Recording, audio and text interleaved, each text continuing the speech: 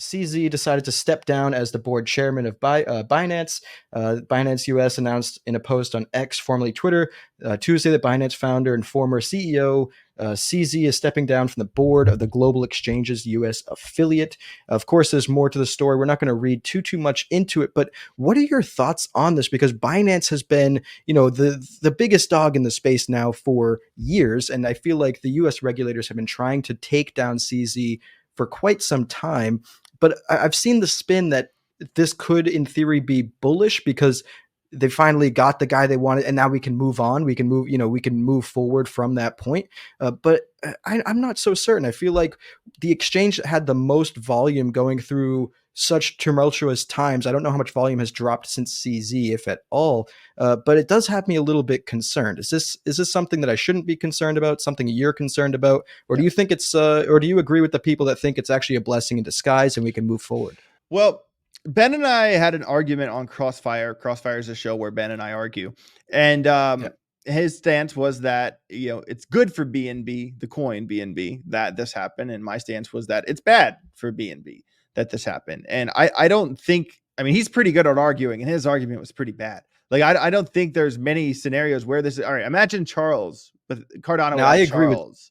Imagine. I definitely agree with that overall point that BNB, it's not good for BNB. I'll let you finish your thought on BNB, but I do I'm curious on what your thoughts are on, the effects on crypto more broadly, if at all. But definitely let's talk about BNB real quick. Yeah, I was just saying, that kind of represents that company. Like the performance of that coin is a pretty good representation of that company. So that's kind of the point the dots I was connecting there.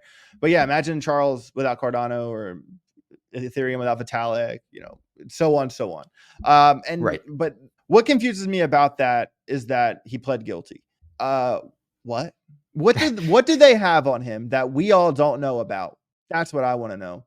Because, dude, you don't just plead guilty, bro. You don't just show up and say, yep, it was me, Your Honor. Like, no, they have something on him, probably much, much bigger that no one knows about. And if the SEC has already made the comparison of, CZ's the next SBF, and we saw what happened to SBF. I saw it in real time. I was at the court hearing in the Bahamas for his extradition hearing. I was there, guys. Like, this is no joke. And, SBF, literally trading his fish for his haircuts in jail right now. They made an example out of SBF because, the legacy system is threatened of crypto, and they found a guy that made enough mistakes for them to throw him against the wall and make an example out of him. And now they're trying to connect this dot. If CZ did something remotely similar that SBF did, they're going to say, oh, he's another one of him.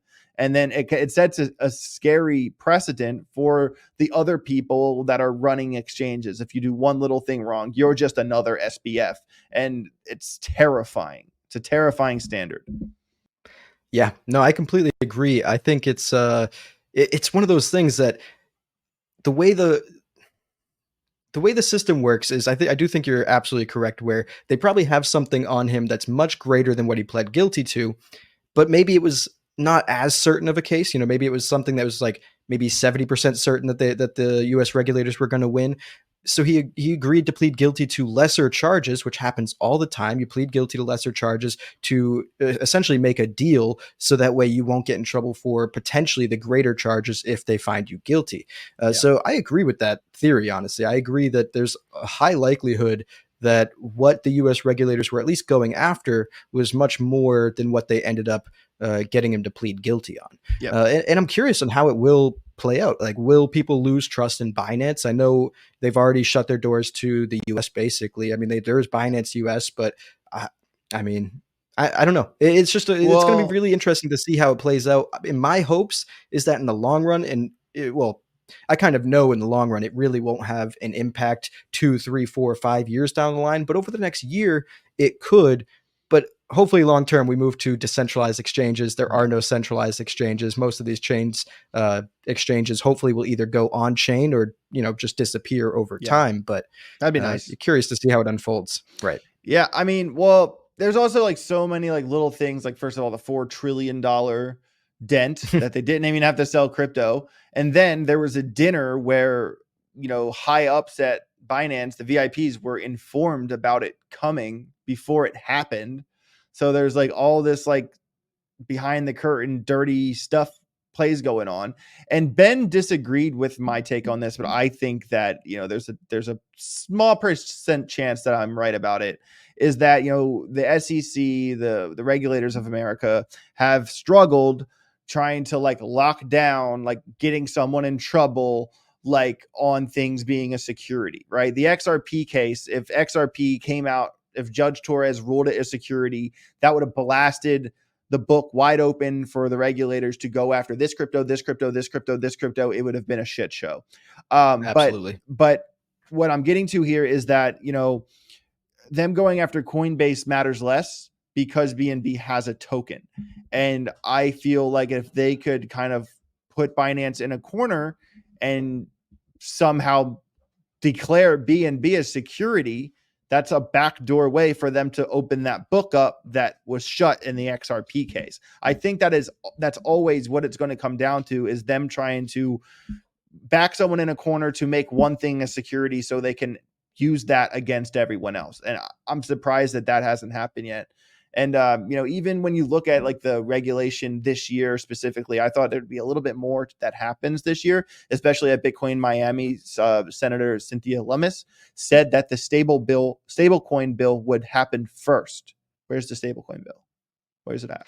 I mean, Congress is having a hard time getting anything done that doesn't funnel billions of dollars to their donors. So, I mean, it's to me, it's no surprise that nothing will get done. I don't think anything will get done until after the next election. And even then, it certainly depends on the makeup of the Congress after the 2024 election on what even gets done. Right. But I don't really expect too much to happen before then, at least from a regulation standpoint. But yeah, I largely agree that, not only does Binance have a token, although they have distanced themselves from it over time. There was Binance Smart Chain, then they just called it BNB Chain to kind of put that little bit, a couple degrees of separation between them and the chain.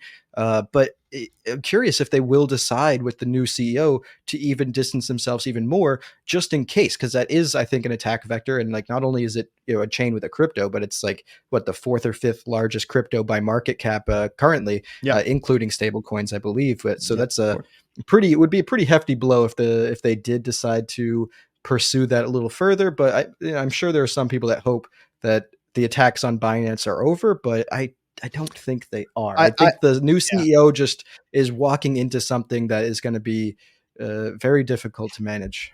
I could not agree more. What I've noticed trend here is that the regulators like to do punches and bunches.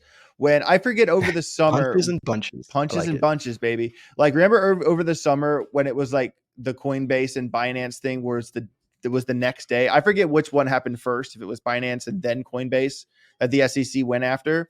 But the day of the first one on Blockchain Basement, I was like, guys, like these things always happen in bunches, and I wouldn't be surprised if another massive lawsuit comes out tomorrow.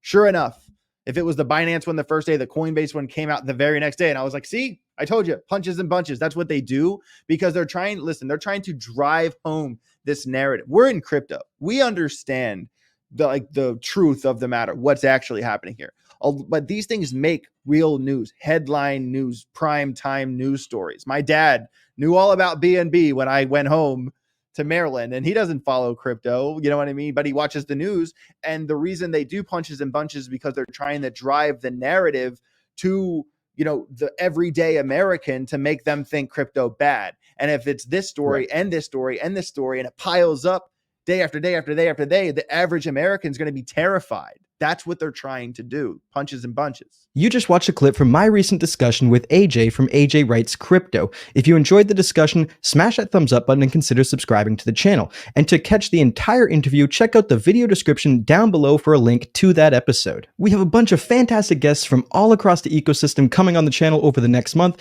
You're not going to want to miss those conversations. We've got interviews, tutorials, news, and so much more coming out. Super excited to be back posting on my own channel. Give me a subscribe, give me a like, and let me know down in the comments below what you think of this clip.